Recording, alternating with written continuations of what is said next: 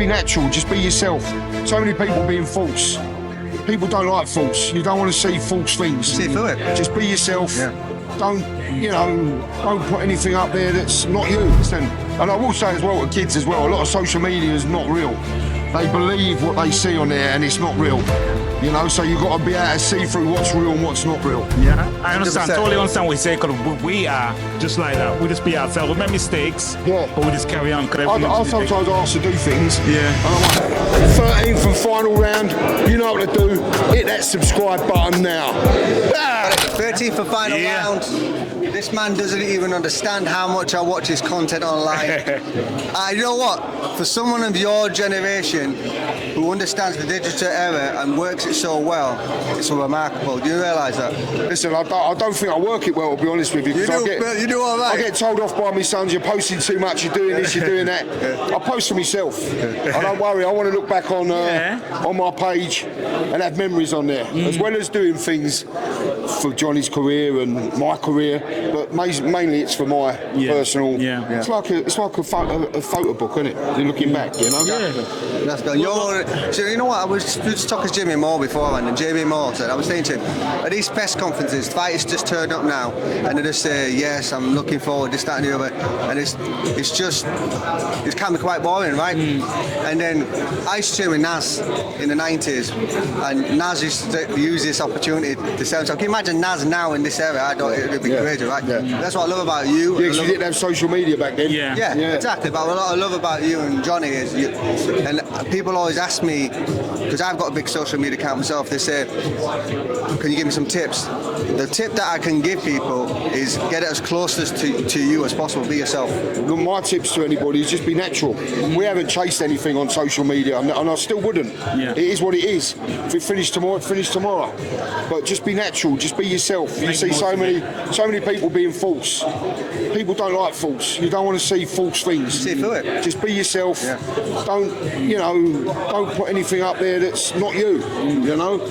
But listen, and I will say as well to kids as well, a lot of social media is not real. They believe what they see on there and it's not real.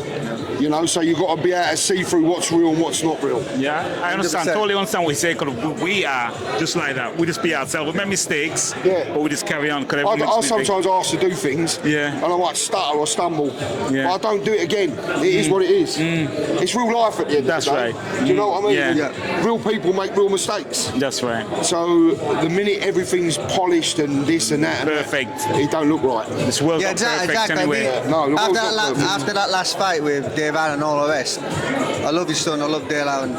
Ultimately, we're just saying to your son now, right? Don't do any of that before the fight. Be friends after the fight.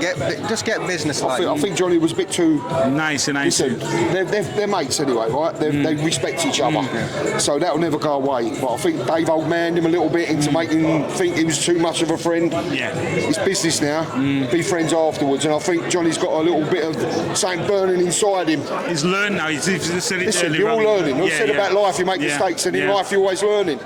Johnny's been through 10 hard rounds where he had an injury. He got through it. A lot of fighters would have quit on their stall. There's no quitting. Learned a lot from that. He's learned a lot from it. A lot from that. When you're performing and you're not at your best and you still perform, that's when you find out about yourself, right? That's right. 100%. So he found out a lot about himself on that fight. That's right. But listen, credit to Dave, credit to Johnny. That was a great fight at the end of the day, and people want to see it again. I want to talk longer. We've got two options. We've either cut it here. Eddie's going to start. Yeah, exactly.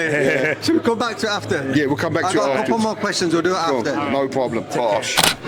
We're back, part two. We've got to keep it quick because we can't upset Eddie, but he's going to be back on it in a minute. And his son's going to be on the platform in a minute. It's his press conference. Anyway, it's all right. We don't want photo bombers. The little secret from this man here is a talent. He was a boxer, amateur boxer. Oh, listen, you've been in the ring and also a footballer. I've been in the ring. I like that. Tell us about it.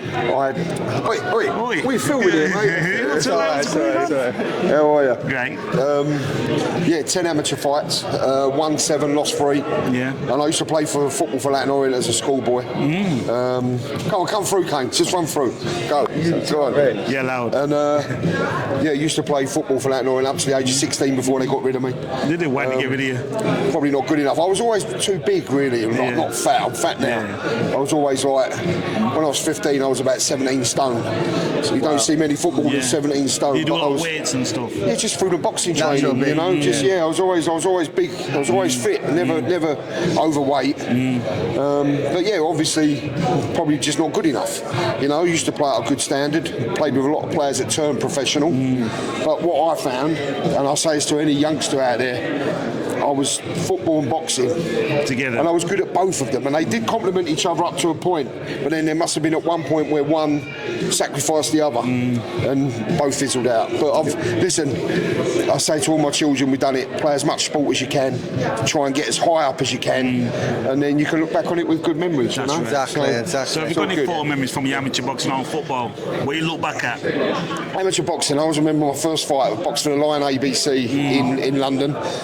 And I remember I was used to spar, trained really hard. And my opponent, you know, when you're in your changing rooms, you see each other, don't you? Yeah. You know, you all getting changed, the same thing. And he was like, weren't looking at me. I thought, oh, he's a bit worried here. Yeah. And when I got in the ring, he was already in there.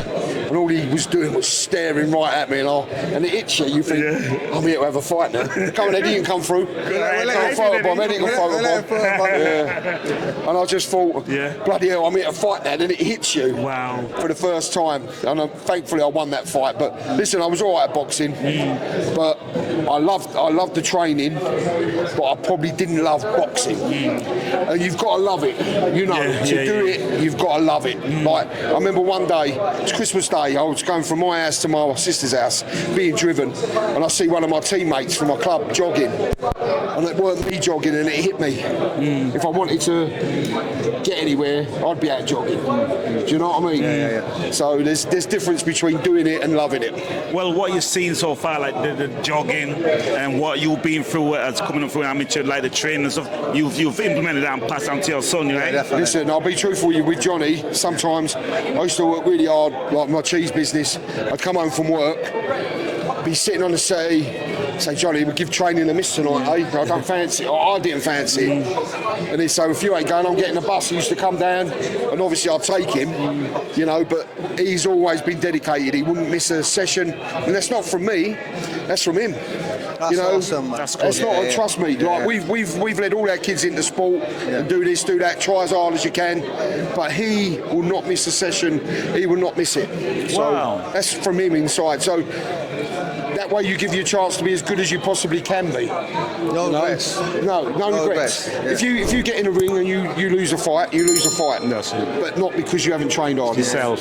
Yeah. I'll be honest with you, I've won fights that I know I've lost. They got the decision, but I knew I lost. I went on moody. And then I know I've won a fight and they gave me a bad decision, but I went out and celebrated. Yourself because as well. Ultimately, the fans see the fight at home, but we know because we box. You know deep down what's... Yeah, we know. And ultimately, it's you against you in there. You want to come out of boxing, it's you're doing boxing to find out what you're made of, right? What you're made of. People don't realise that until you actually get in that ring. Like what I said to you, even though I had 10 amateur fights, that first fight, I'll realise, oh, bloody hell. Do you know what I mean? How did you feel inside the ring? Listen, as soon as the bell goes, it's all right. You'll have it. Listen, it's not like I don't advocate fighting on the streets, but if anyone had to go at me, no matter who they are, I'd have a go back. But in boxing, it's totally different. Everyone's watching you. You know, it's nowhere to run. Nowhere to hide. Like we all played football, rugby.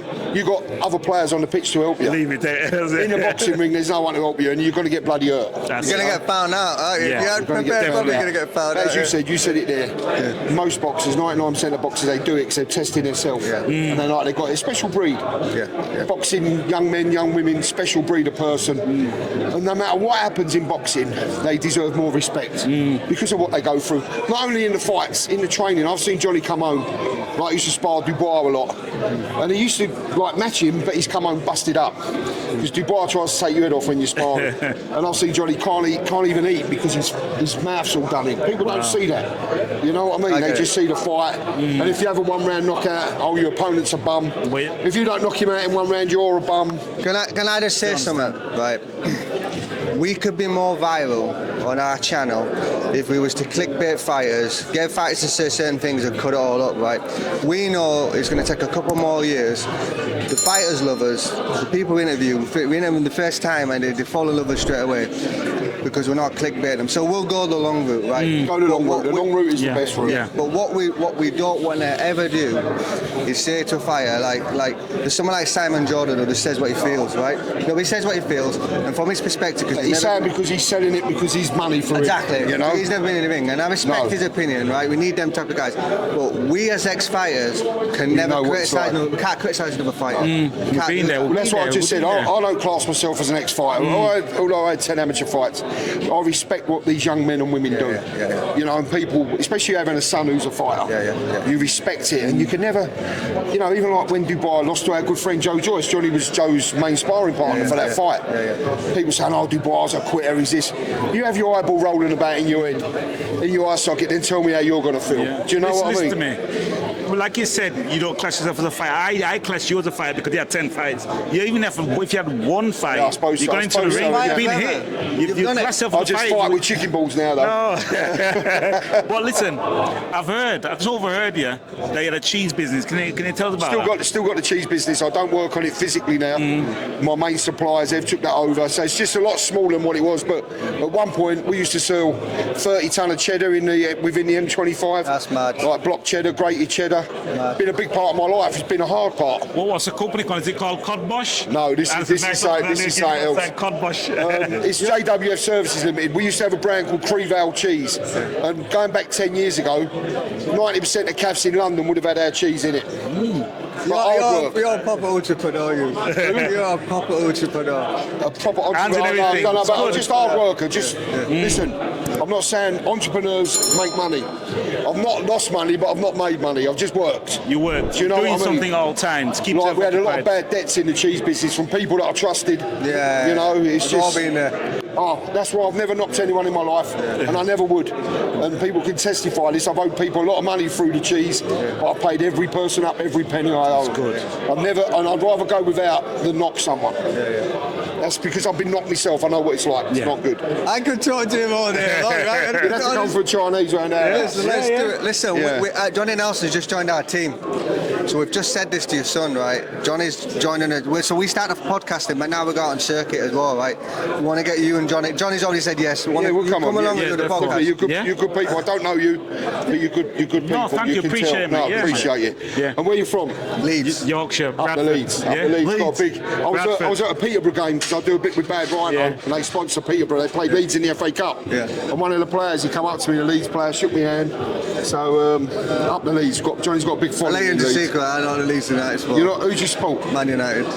I'll keep that very quiet at the moment. Who do you support? I knew you were going to say that. Listen, West Ham are a local team. My good friend Steve Potts played 500 games for him. Nice. But I don't get worked up over football. Yeah. I don't see the point of getting worked up over someone that kisses a badge one week and then kisses another badge the next week. I love football, but I'm not going to get wound up about it. I'm not into football. No. It's pure boxing, me. Listen, I love it. I'm a rugby man, more rugby. My son used to play rugby. He's played for Bradford Bulls. And he plays now. He's an American football player. He's going to Germany. He's earning a few bob. Yeah, give me What's a shout. his name? Jacob Smiley. Jacob Smiley. Bosh. Yeah. No, brilliant. I love rugby. Listen, we're going to leave it there. Otherwise, we're just going to keep going on and on. But what we're going to do, this will not be the last time. He's already said yes to the podcast, so we're going to leave it. First of many. Good First people. man, we're going to do it there. Thank you very much. Peace out. Peace.